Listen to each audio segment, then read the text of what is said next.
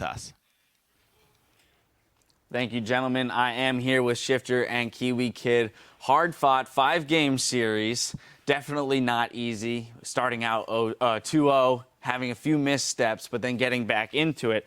Immediately, what I want to ask you guys, and Shiphtur, I'll direct this to you.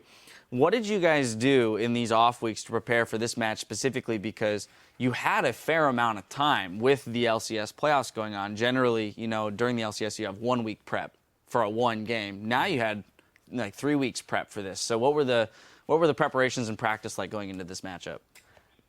We didn't really practice like specifically for this game other than just like bans and scrims and stuff. But it was mostly making sure Zingy was used to the team because he's still a really new player to the team, and we're making sure there's the top lane, bot lane, mid lane synergy going on.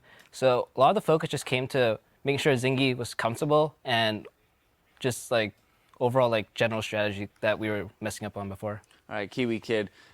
This roster has been through a number of changes throughout the season, and earlier today we saw a feature where you spoke about wanting to play with this roster specifically more in order to watch it evolve and grow. And Shiphtur kind of spoke to this already. How do you feel you guys are in that evolution as a roster, and how do you expect to improve? 2 years ago when I joined Dig, I would have never thought I would be the oldest member on the team. It's actually kind of surreal. But no, like, I love everybody on my roster. Like, everybody's got their quirks and, strengths. I don't mean to downplay quirks, but yeah, like, everybody I feel is a really solid player in character. All they need to do is talk. And, like, I feel like the biggest thing we need to do right now is just make Azine comfortable. Like he has the most work ethic out of any person I've ever met, and like I really like the guy.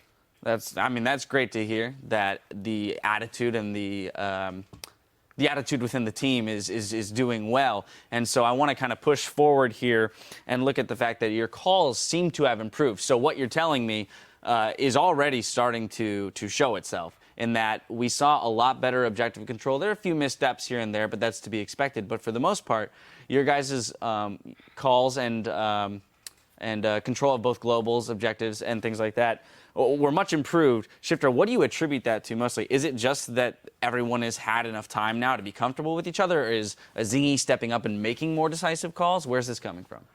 Honestly, all our calls pretty much come from Kiwi. Like he just has a really good view on the map. Like he just knows what's going on all the time. He knows where the jungler is. And right now we're working on Zingy to work on that as well because jungle and support, obviously, they can look at the map all the time and the laners are busy laning. So I'd say most of the credit goes to Kiwi, and he's teaching Zingy right now. And once they just come together and have that jungle support synergy, I think we'll be really good. All right, Kiwi, we saw multiple bans targeted at you. At first, just the Annie, but then after playing the Kennen ban comes through. So pulling 2 bans there, jumping to the Alistar and the Janna, showing depth in pool there.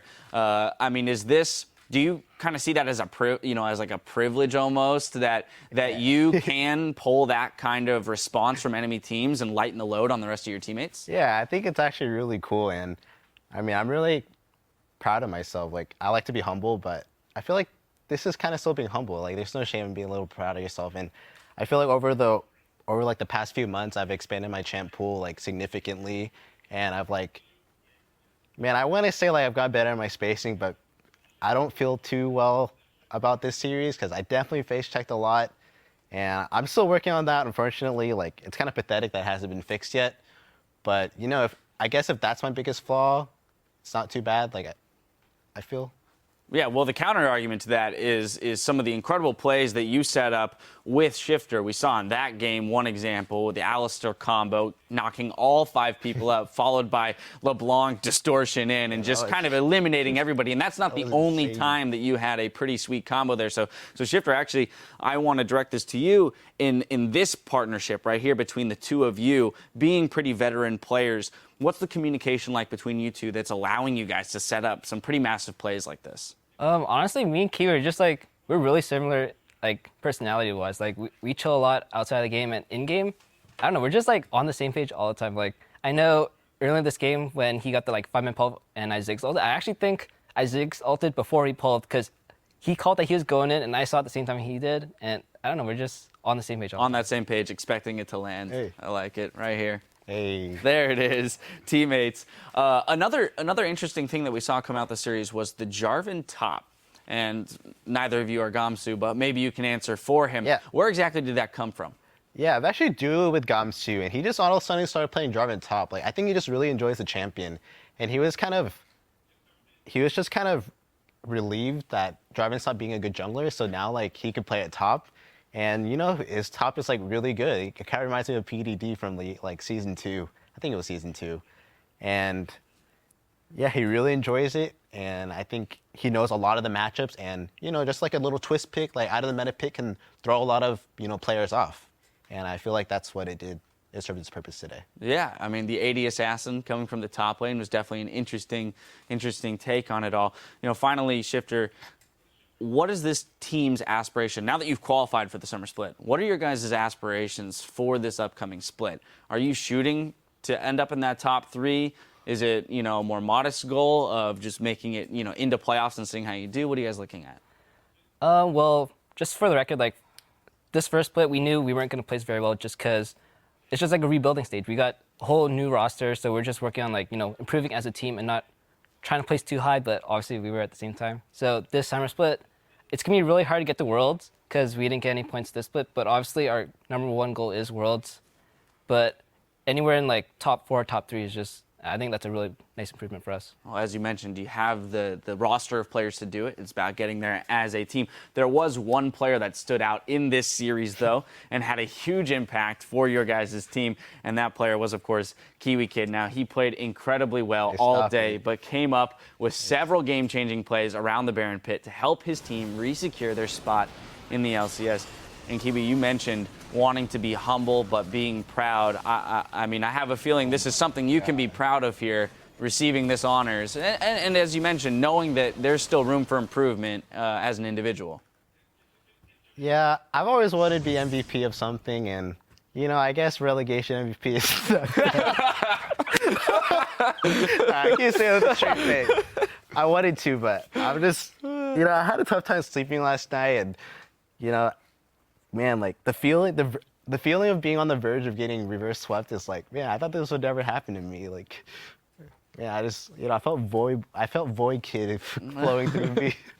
But, I put in so much work, I feel, in the past 2 months. Like, I went from a pathetic 200 maybe LP to 800 LP. I worked a lot on my mechanics. I do it with a lot of people to see how much I helped.